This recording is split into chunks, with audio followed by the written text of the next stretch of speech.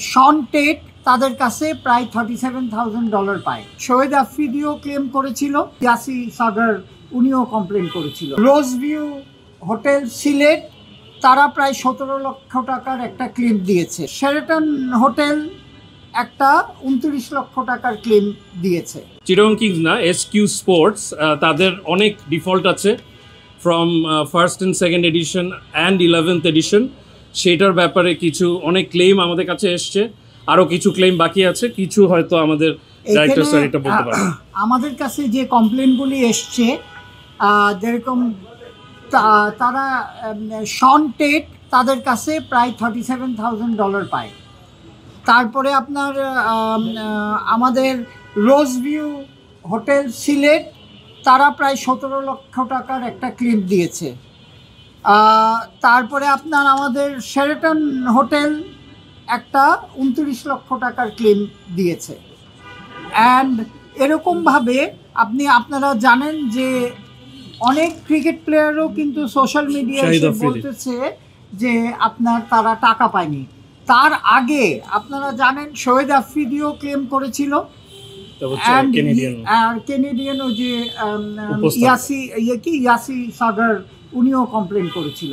তো সুতরাং প্লাস আমাদের আগের এডিশনেও অনেকগুলি ডিসপিউট ওনার সাথে আছে, যেটা আরবিট্রেশনে চলছে। যুক্তরাষ্ট্রের 1 নম্বর জিম চেইন গোল্ডস জিম এখন আবারও বাংলাদেশে। বসুন্ধরা আবাসিক এলাকা ও বসুন্ধরা সিটি শপিং মলে। চিটাগং কিংস সিচুয়েশন বেসিক্যালি আমরা কি বলছি, আমাদের প্রেসিডেন্ট সাহেবও কি বলছে, এই বোর্ড কি বলছে, যে বেসিক্যালি হচ্ছে যে আমাদের আগের যে এক্সপিরিয়েন্স, আমাদের অ্যাকচুয়ালি বিপিএলের নামটা আমরা কিন্তু নিচে নামিয়ে দিয়েছি, ঠিক আছে? সো এইটাকেই আমরা চাচ্ছি ইমপ্রুভ করার জন্য। সো আমাদের ফার্স্ট প্রায়োরিটি হচ্ছে দুটো এখানে। ফার্স্ট প্রায়োরিটি হচ্ছে যে এইবার বিপিএল শেষ করার সাথে সাথে যাদের যত তাড়াতাড়ি পাওয়া যায় তাদের সব প্লেয়ারদের সব হচ্ছে অ্যান্টি করাপশন, ইন্টিগ্রিটি, এইটা হচ্ছে প্রায়োরিটি। আপনারাও জানেন অনেক আমরা শুনেছি কমপ্লেন। সো আমাদের আটমোস্ট অ্যাটেনশন হচ্ছে ইন্টিগ্রিটিতে। সো এই দুইটা যারাই টিম নিচ্ছে তাদের এই দুইটা মাথায় আমার রিকোয়েস্ট, তারা এই দুইটা মাথায় রেখেই জানে এই টিম নিতে আসে। সুনামকে আপনারা তো আছেন, আপনারাই বলবেন যে সুনাম ক্ষুণ্ণ হয়েছে কি হয়নি। আপনারা আমাকে চেনেন, সো আপনারা ক্রিকেট ওয়ার্ল্ডে আমাকে 30 বছর ধরে 40 বছর ধরে চেনে। তো সুতরাং